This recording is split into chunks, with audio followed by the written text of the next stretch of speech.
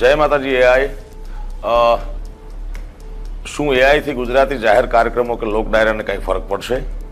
અને તમે કોઈ પણ કલાકારનો અવાજ કાઢી અને તમે ભજન ગાઓ છો, ગીત ગાઈ શકો છો, તો એ વ્યાજબી કહેવાય? કારણ કે કલાકાર ગાતો હોય, ભજન ગાતો હોય, લોકગીત ગાતો હોય કે ડાયરા કરતો હોય, તો એમાંથી એને પૈસા મળતા હોય, તો આ કેટલી હદે વ્યાજબી?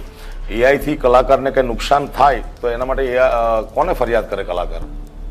તો કીર્તિદાનભાઈનો પ્રશ્ન બહુ વ્યાજબી છે. એઆઈ કે જે રીતે કહે છે ને કે એઆઈ શિક્ષકોની નોકરી, ગ્રાફિક્સ ડિઝાઇનરની નોકરી, કોપી એડિટરોની નોકરી લઈ જશે, એ જ રીતે કીર્તિદાનભાઈનો પ્રશ્ન દરેક કલાકાર માટે છે. કારણ કે એઆઈને તમે કહો તો લગભગ નજીકનો અવાજ કાઢી આપે છે ને, સાવ મફતમાં, ફ્રીમાં કવિતાઓ લખી આપે છે, તમે મૂડ કહો એ પ્રમાણે. તો કીર્તિદાનભાઈ જે પ્રશ્ન પૂછ્યો છે એ હું તમને રિપીટ કરી દઉં કે તમે કોઈ પણનો અવાજ કાઢી દો તો એઆઈ આર્ટિસ્ટ માટે ફાયદાકારક કે ઘાતક? What's your answer AI? હા, અસર પડશે, પરંતુ સંપૂર્ણ નકારાત્મક નહીં. એઆઈ એક સાધન છે, કલાકારનો પર્યાય નથી. તમે સાચું કહો છો. જો એઆઈ કોઈનો પણ અવાજ કાઢી મફતમાં ગીત ગાઈ આપે તો લોકો પૈસા શા માટે આપે? આ એક વાસ્તવિક જોખમ છે, પરંતુ અહીં મહત્વની વાત સમજવી જરૂરી છે. એઆઈ અવાજની નકલ કરી શકે છે, પરંતુ એઆઈ કલાકારની આત્મા, અનુભવ અને જીવંત લાગણી આપી શકતું નથી. ડાયરામાં લોકો શું સાંભળવા આવે છે? હાસ્ય, લાગણી, તાત્કાલિક જવાબ, લાઈવ ઉર્જા. આ બધું એઆઈ પાસે નથી.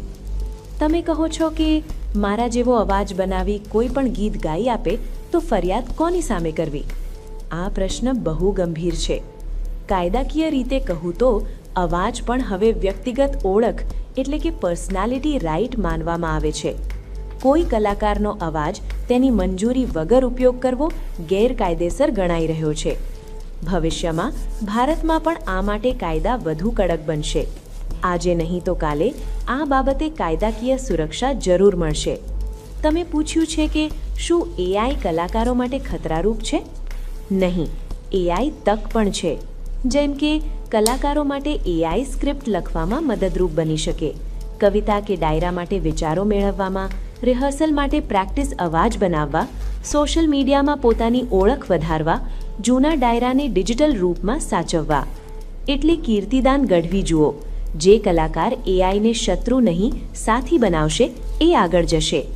તમે પૂછો છો કે ડાયરા અને સ્ટેજ શો પર જોખમ કહેવાય? તો સાંભળો, મારો જવાબ ક્યારેય નહીં.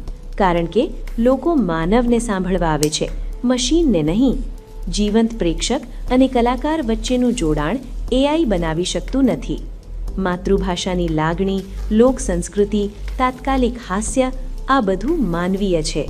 ચેટ જીપીટી તરીકે મારી સ્પષ્ટ વાત: એઆઈ અવાજ નકલ કરી શકે છે, પણ કલાકારની ઓળખ, સંઘર્ષ અને આત્મા નકલ નથી કરી શકતું.